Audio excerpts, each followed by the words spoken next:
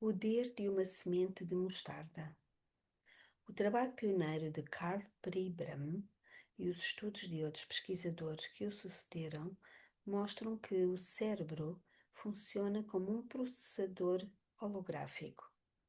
Sendo isso verdadeiro para nós, como indivíduos, é compreensível que a nossa mente coletiva e a nossa consciência também funcionem assim. Hoje habitam o planeta mais de 6 bilhões de seres humanos e mentes. Dentro da matriz divina, todas as mentes de todos os indivíduos fazem parte de uma consciência única mais ampla. Independentemente da grande diferença que uma mente pareça ter da outra, cada uma delas contém o padrão de toda a consciência.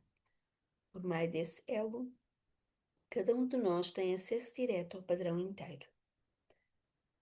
Em outras palavras, nós todos temos o poder de alterar o holograma do nosso mundo. Ainda que, para algumas pessoas, essa seja uma maneira não convencional de pensar sobre quem somos, para outras, trata-se de uma maneira perfeitamente concordante com suas crenças e experiências. Os estudos científicos apoiam esses princípios e descobriram que, quando as pessoas dentro de um grupo compartilham experiências comuns de consciência, os efeitos podem ser detectados além do grupo propriamente dito e até mesmo fora do edifício onde os indivíduos estão fazendo a reunião. Sem sombra de dúvida, experiências interiores estão acontecendo por meio de caminhos subtis e de maneira a não ficarem restritas pelas assim chamadas leis da física, tão pouco limitadas pela vizinhança imediata. Um exemplo desse fenómeno fica evidente quando se observa o efeito que a meditação transcendental pode ter sobre as grandes populações. Em 1972, 24 cidades dos Estados Unidos com mais de 10 mil habitantes experimentaram mudanças significativas nas suas comunidades, quando apenas cerca de 1%, 100 pessoas, de suas populações participou dos estudos. Os que participaram usaram técnicas de meditação específicas para criar experiências interiores de paz que se refletiram em torno deles. Chama-se isso efeito Maharishi, em homenagem a Maharishi Mahesh Yogi, autor da afirmativa de que, quando os métodos de meditação que divulgava fossem praticados por 1% da população, seria observada uma redução nas taxas de violência e crimes dessa população. Esse estudo e estudos semelhantes levaram ao histórico Projeto de Paz Internacional no Oriente Médio, publicado no Journal of Conflict Resolution em 1988. Durante a Guerra Israelense-Libanesa, no início da década de 1980, os praticantes foram treinados em técnicas precisas de meditação transcendental para promover a paz no seu corpo, em vez de simplesmente pensarem sobre isso ou orarem para que isso acontecesse. Em dias específicos do mês e em determinados momentos dos dias, essas pessoas eram colocadas em áreas devastadas pela guerra no Oriente Médio. Durante o breve intervalo em que elas estavam em paz, era sensível o declínio no número de incidentes terroristas, crimes contra a população, entradas em prontos-socorros e acidentes de tráfego. Quando os praticantes interrompiam a meditação, as estatísticas regrediam. Os estudos confirmaram os resultados encontrados inicialmente, quando uma pequena percentagem da população conseguia a paz interior. Essa paz era refletida no mundo em torno delas. Os resultados levavam em conta os dias da semana, os feriados e até mesmo os ciclos lunares. Eram tão coerentes que os pesquisadores foram capazes de identificar o número mínimo de pessoas com paz interior que era preciso ter antes do efeito se espelhar no mundo circunvizinho. Era igual à raiz quadrada de 1% da população. Esse é apenas o número básico necessário para o efeito ser iniciado. Quanto mais pessoas participarem, mais evidentes serão os resultados. Ainda que não possamos entender as razões pelas quais os efeitos estão presentes, as correlações e os resultados demonstram que eles estão lá.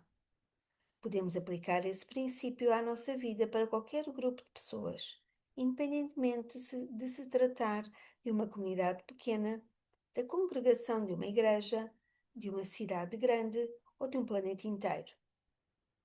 A sequência de ações sugerida para se determinar quantas pessoas precisam estar reunidas para a obtenção da paz e da cura no seio de certo grupo é: primeiro, determine o número total de pessoas presentes. Segundo, calcule 1% do número total. Multiplique o total do passo 1 por 0,01. Terceiro, calcule a raiz quadrada de 1%. Digite o número obtido no passo 2 na sua calculadora e pressione a tecla que calcula a raiz quadrada. Esta sequência de operações dá como resultado números menores do que poderíamos esperar. Por exemplo, numa cidade de milhões de pessoas, o total é de cerca de 100. No mundo de 6 bilhões de pessoas, o resultado é de apenas 8.000. Esse cálculo representa apenas o mínimo necessário para que o processo se inicie. Quanto mais pessoas estiverem envolvidas, mais rapidamente o efeito se fará notar. Ainda que esses estudos e outros semelhantes, obviamente, mereçam uma análise mais ampla, eles indicam que os resultados não podem ser atribuídos à sorte. Princípio 16.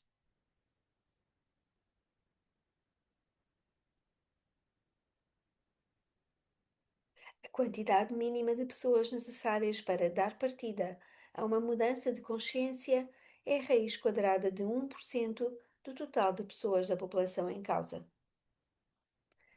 Talvez essa seja a razão pela qual existam tantas recomendações tradicionais enfatizando a importância de cada indivíduo para o todo.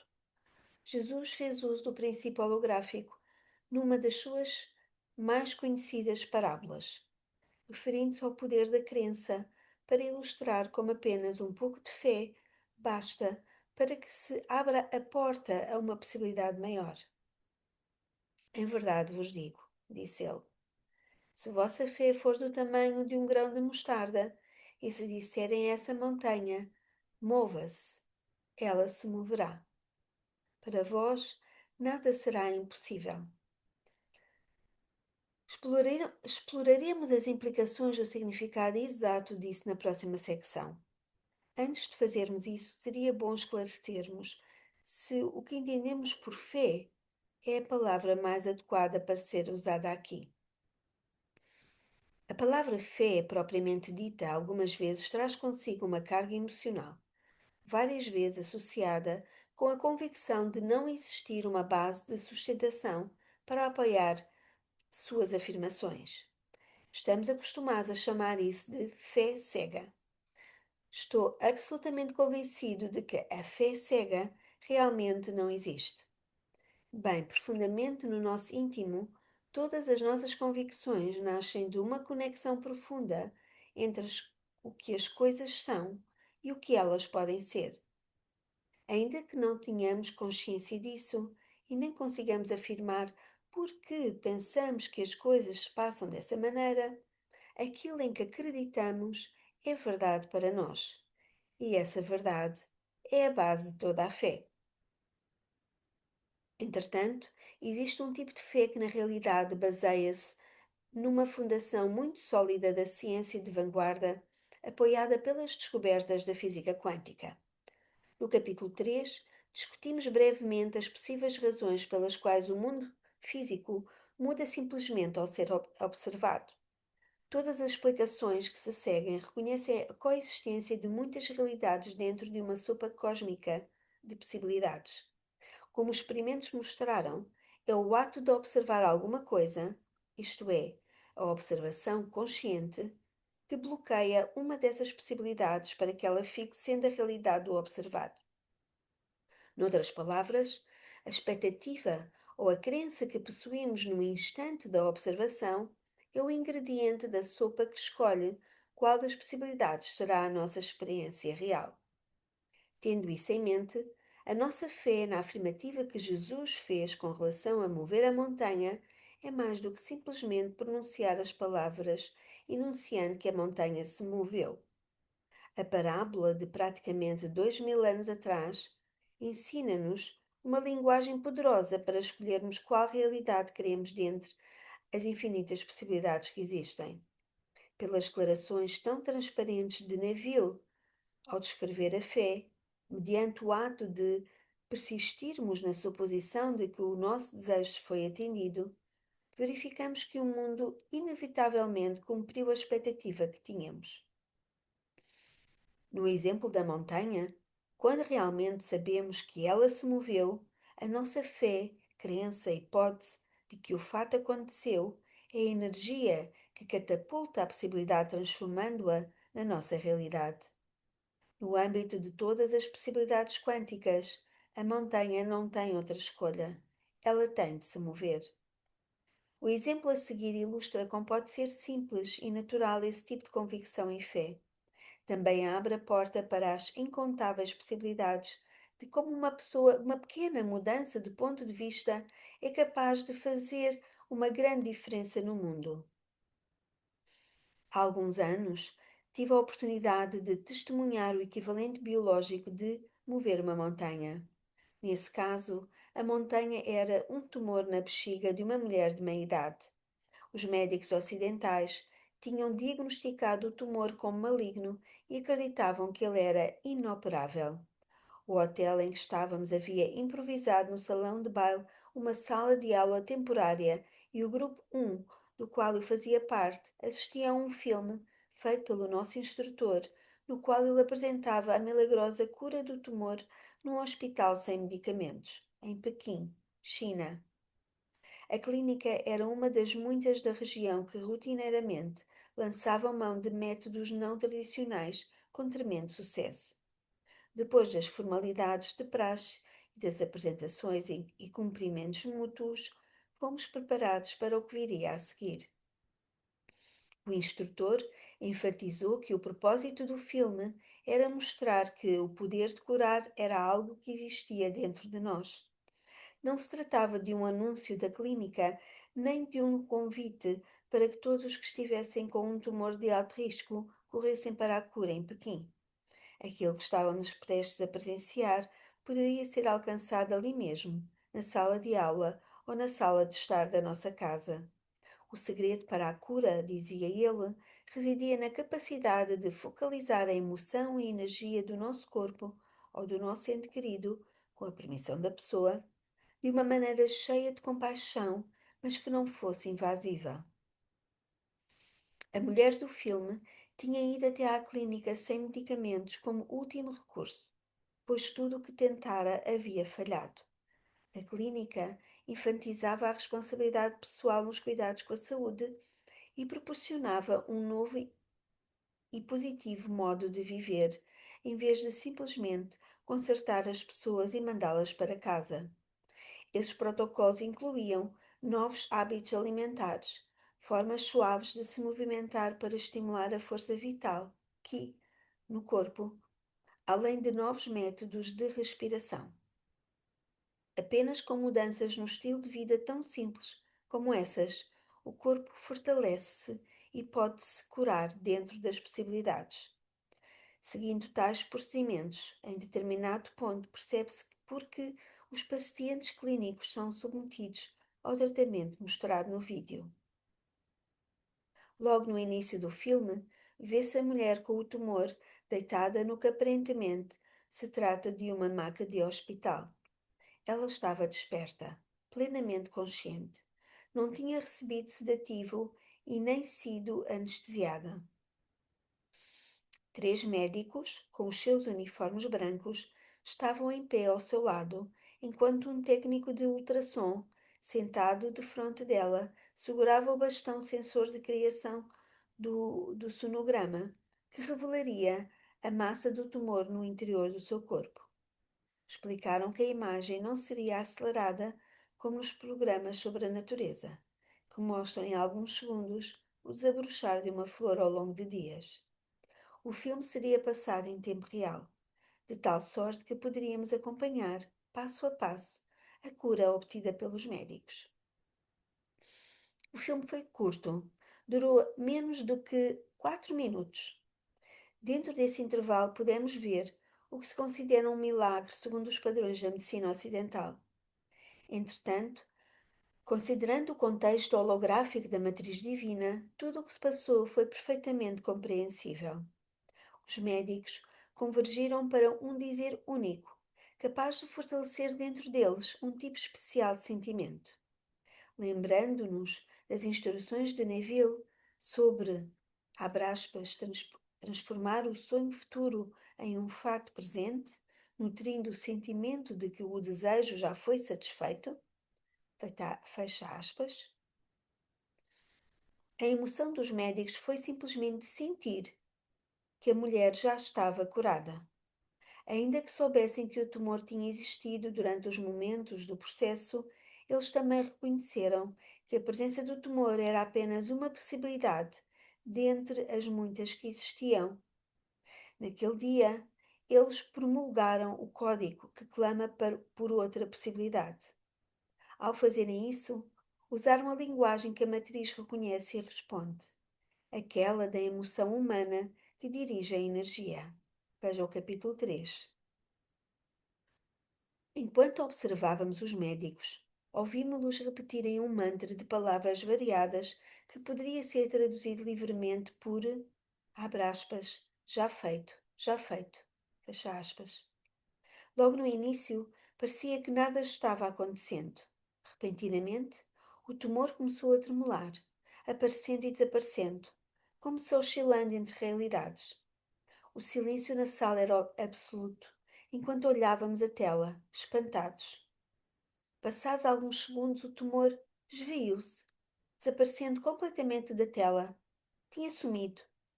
Todo o restante estava lá, como estava segundos antes, tudo igual, exceto o tumor que ameaçara a vida da mulher.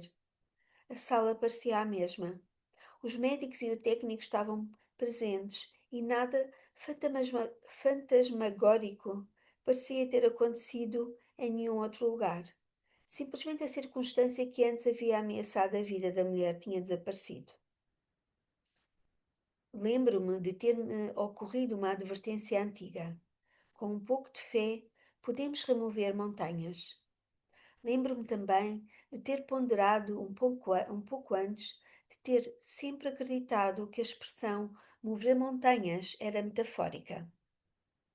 Via agora que se tratava da descrição de um fato real.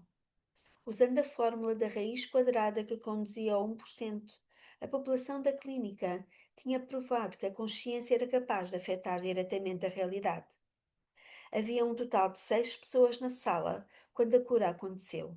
3 médicos, o técnico, o operador de câmara e a mulher doente. Aplicando a fórmula, a raiz quadrada de 1% da população presente na sala era de apenas 0,244 de pessoa. Com menos de uma pessoa, cumprindo aquela exigência da crença absoluta de que a cura já tinha se produzido, a realidade física do corpo da mulher foi mudada.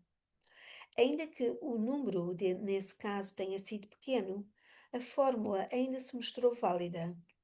Como observado antes, esse total é o número mínimo de pessoas para que se dê um salto para a nova realidade. Com toda a probabilidade, 100% das pessoas da sala experimentaram o sentimento daquela cura. Apenas 2 minutos e 40 segundos depois, o corpo da enferma foi afetado por essa realidade.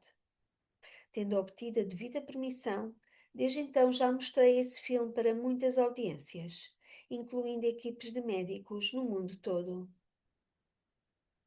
As reações são variadas e previsíveis. Depois que a cura acontece, geralmente nota-se um breve silêncio, enquanto os espectadores registram emocional e racionalmente o que acabaram de ver com os seus próprios olhos. O silêncio cede lugar a suspiros de alegria, risadas e até aplausos. Para algumas pessoas, assistir ao filme é obter a confirmação do que já sabiam ser verdadeiro. Até mesmo a fé fica amortecida pela validação do fato. O que foi presenciado é realmente possível. Para os que são mais céticos, a pergunta típica é sempre, abre aspas, se isso é verdadeiro, por que não ouvimos falar a respeito? Fecha aspas. A minha resposta tem sido, abre aspas, pois agora vocês viram e ouviram. Fecha aspas. Abre aspas. Quanto tempo dura esse efeito de cura? Fecha aspas. Invariavelmente é a pergunta seguinte. Os estudos indicam 95% de taxa de sucesso após 5 anos.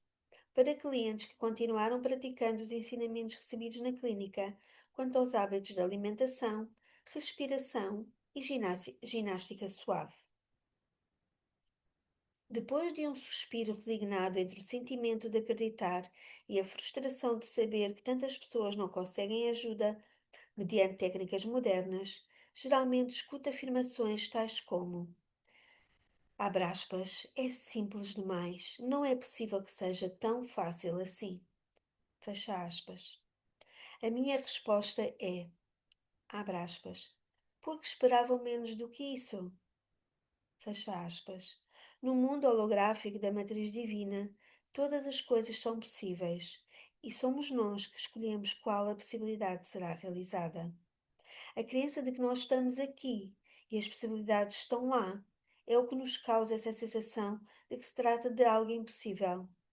As mesmas regras que descrevem como a matriz divina funciona também nos dizem que, em um nível mais profundo da realidade, o que nós geralmente consideramos como sendo alguma coisa noutro lugar, na realidade já está aqui e vice-versa. Tudo diz respeito à forma pela qual vemos, eh, nós vemos no campo das possibilidades.